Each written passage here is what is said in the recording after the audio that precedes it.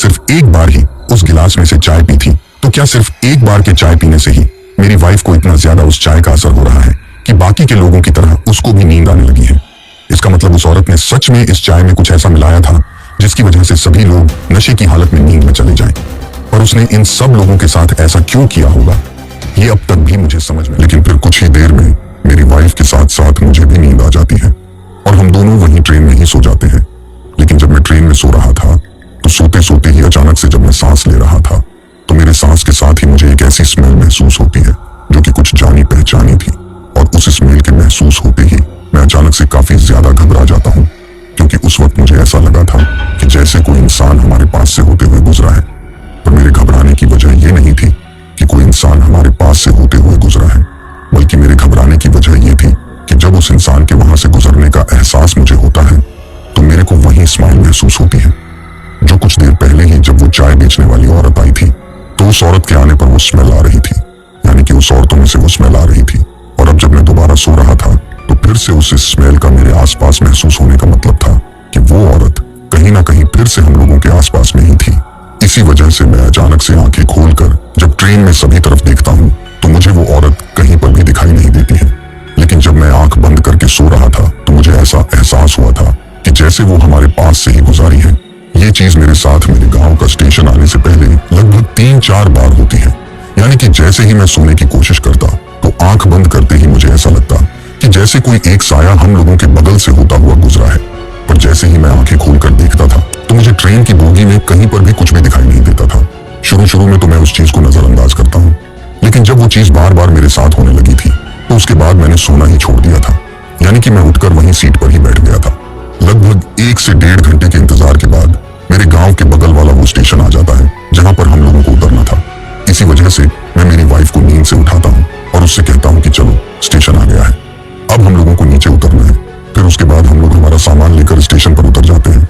अब हम लोग स्टेशन पर उतरकर थोड़ी दूर लगभग 10 से 15 कदम चले ही थे कि तभी अचानक से हमें पीछे से ऐसी आवाज सुनाई देती है कि अरे रुको, मुझे भी तो अपने साथ लेते चलो, मुझे यहाँ अकेला छोड़कर कहाँ जा रहे हो। जैसे ही मुझे वो आवाज सुनाई दी तो मैं अचानक से मेरी वाइफ की तरफ देखता हूँ, और जिस तरीके से मैं मेरी वाइफ की तरफ देखता हूँ वैसे ही मेरी वाइफ भी अचानक से मेरी तरफ देखती है और वो मुझसे पूछती है कि क्या तुम्हें भी वही सुनाई दिया जो मुझे सुनाई दिया है। तो मैं भी उसे कहता हूँ कि हाँ, मुझे भी एक आवाज सुनाई दी है पीछे से। लेकिन हमारे चौंकने का कारण ये नहीं था कि हमें कोई आवाज सुनाई दी थी, बल्कि हमारे चौंकने का कारण ये था कि वो आवाज कुछ जानी पहचानी सी थी, और वो आवाज उस चाय बेचने वाली औरत की आवाज की तरह ही लग रही थी जो कि हम लोगों को चाय देते वक्त हम लोगों से बात कर रही थी। लेकिन जब हम दोनों ने पलटकर पीछे की तरफ देखा तो हमें उस पूरे स्टेशन पर वो औरत कहीं पर भी दिखाई नहीं देती है। उसके बाद मेरी वाइफ मुझसे कहती है कि वो औरत इतनी दूर क्या लेने के लिए आई होगी, वो तो एक स्टेशन से चढ़कर दूसरे स्टेशन पर ही उतर जाती है और फिर उस तरफ से आने वाली ट्रेन में चढ़कर वापस से चाय बेचते हुए उस तरफ वाले स्टेशन पर चली जाती है। उसको इस सुनसान गांव वाले स्टेशन पर आकर क्या करना होगा। अभी हम लोग इस तरह की बातें करते हुए स्टेशन पर ही लगी हुई एक लोहे की कुर्सी पर बैठ जाते हैं। उस वक्त हम लोगों के साथ उस स्टेशन पर लगभग 4-5 लोग और उतरे थे, क्योंकि रात का वक्त था और गांव के उस छोटे से स्टेशन पर इतनी ज्यादा कोई सवारियां नहीं उतरती थी। अब कुछ ही देर बाद में वो ट्रेन फिर से वहां से रवाना होकर अपने आगे की मंजिल की तरफ निकल जाती है और उस ट्रेन के जाते ही वो पूरा स्टेशन फिर से सुनसान हो जाता है। उस वक्त तक रात के लगभग 11:15 बज चुके थे। उस रेलवे स्टेशन पर सिर्फ 4-5 बल्ब की रोशनी के अलावा बाकी कहीं पर भी कोई भी रोशनी दिखाई नहीं दे रही थी और चारों तरफ सिर्फ गाना अंधेरा ही नजर आ रहा था। अब मैं उस लोहे की कुर्सी पर बैठा बैठा अपनी मम्मी को फोन लगाता हूँ और उनसे कहता हूँ कि आप किसी को स्टेशन पर भेज दीजिए।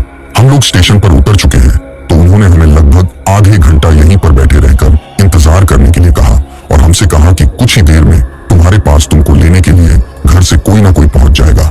अभी हम लोग वहां पर बैठे ही थे कि तबीयत अचानक से मुझे टॉयलेट जाने की जरूरत महसूस होती है। इसी वजह से मैं मेरी वाइफ से कहता हूँ कि तुम थोड़ी देर यहाँ पर बैठो, मैं अभी 2 मिनट में टॉयलेट करके वापस आया। तो मेरी वाइफ मुझसे कहती है कि मैं इतनी रात को यहाँ पर अकेली बैठी नहीं रह सकती, तुम घर पर जाकर ही कर लेना। तो मैं उससे कहता हूँ कि तुम कैसी बातें कर रहे हो, अभी हमें घर पहुंचने में लगभग 1 घंटे का समय लग जाएगा और मैं तब तक कंट्रोल नहीं कर सकता। इसी वजह से मेरी वाइफ मुझसे कहती है कि ठीक है, थोड़ा जल्दी आना। तो मैं मेरी वाइफ को जल्दी आने का कहकर वहां से उठकर रेलवे स्टेशन की पटरियों को पार करके दूसरी तरफ टॉयलेट करने के लिए चला जाता हूँ। अभी मैं एक कोने में खड़ा होकर टॉयलेट कर ही रहा था कि तभी अचानक से मुझे मेरे कानों में कुछ ऐसा सुनाई देता है जिसको सुनते ही मेरी टॉयलेट बीच में ही बंद हो गई थी, क्योंकि आवाज को सुनते ही मुझे इतना भयंकर डर लगा था कि मैंने सोच लिया था कि शायद आज हम लोगों के साथ कुछ गलत होने वाला है। क्योंकि अभी मैं वहां पर खड़ा खड़ा टॉयलेट कर ही रहा था कि तभी मुझे मेरे बगल में ही थोड़ी दूर से एक आवाज सुनाई देती है। और जैसे ही वो आवाज मुझे सुनाई देती है तो अचानक से मैं उस तरफ पलट कर देखता हूँ। जब मैं उस तरफ पलट कर देखता हूँ तो मुझे दिखाई देता है कि उन रेलवे स्टेशन की पटरियों पर ही मेरे से बहुत दूर एक अंधेरे की तरफ जाते हुए मुझे कोई दिखाई दे रहा है और उसी तरफ से वो आवाज आ रही थी। लेकिन जब मैं गौर से उस शख्स को देखने की कोशिश करता हूँ तो थोड़ी ही देर में मुझे समझ में आ जाता है कि ये तो वही औरत है जो उस ट्रेन में चाय बेच रही थी, जिसके साथ मेरी वाइफ का झगड़ा हुआ था। क्योंकि उस वक्त मुझे उस रात के घने अंधेरे में उसने अपने हाथ में जो बड़ी सी केतली ले रखी थी वो चाय की केतली दिखाई देती है और वो उस तरफ अंधेरे में जाते हुए भी जोर जोर से आवाज लगा रही थी कि चाय ले लो, चाय, गर्मा गर्म चाय, मसाले वाली चाय। अब उसको इस तरह से आवाज लगाते हुए उस अंधेरे की तरफ जाते हुए देखकर मैं काफी ज्यादा घबरा जाता हूँ। क्योंकि भला वो औरत यहाँ इस गांव के सुनसान स्टेशन पर किसको चाय बेच रही थी, ये मुझे बिल्कुल भी समझ में नहीं आ रहा था। इसी वजह से मैं वहीं की वहीं से दबे कदमों के साथ भागते हुए अपनी वाइफ की तरफ जाने लगता हूँ। लेकिन जब मैं उस तरफ जा रहा था तो दूर से ही मुझे जाते वक्त वो लोहे की बेंच दिखाई देती है जिसके ऊपर अभी थोड़ी देर पहले मैं मेरी वाइफ को बैठा हुआ छोड़कर आया था। लेकिन अब जब मैं उस बेंच को देखता हूँ तो मेरी वाइफ मुझे वहां पर बैठी हुई दिखाई नहीं देती है और मैं भागते हुए उस बेंच की तरफ जाता हूँ। तो बेंच के पास जाने के बाद मुझे दिखाई देता है कि वहां पर सिर्फ हमारा सामान का बैग ही रखा हुआ है, लेकिन मेरी वाइफ उस जगह पर नहीं है। अब मैं चारों तरफ पलट कर देखता हूँ लेकिन दूर दूर तक मुझे मेरी वाइफ कहीं पर भी दिखाई नहीं दे रही थी। लेकिन फिर अचानक से नीचे पटरियों की तरफ मेरी नजर जाती है और मैं देखता हूँ कि मेरी वाइफ उन पटरियों की तरफ चलते हुए जा रही है। तो मैं तेज कदमों के साथ भागते हुए उसके पीछे की तरफ जाता हूँ और उसे आवाज लगाते हुए उसको रोकने की कोशिश करता हूँ। लेकिन उस वक्त उसको देखकर ऐसा लग रहा था कि जैसे उसको मेरी आवाज सुनाई ही ना दे रही हो।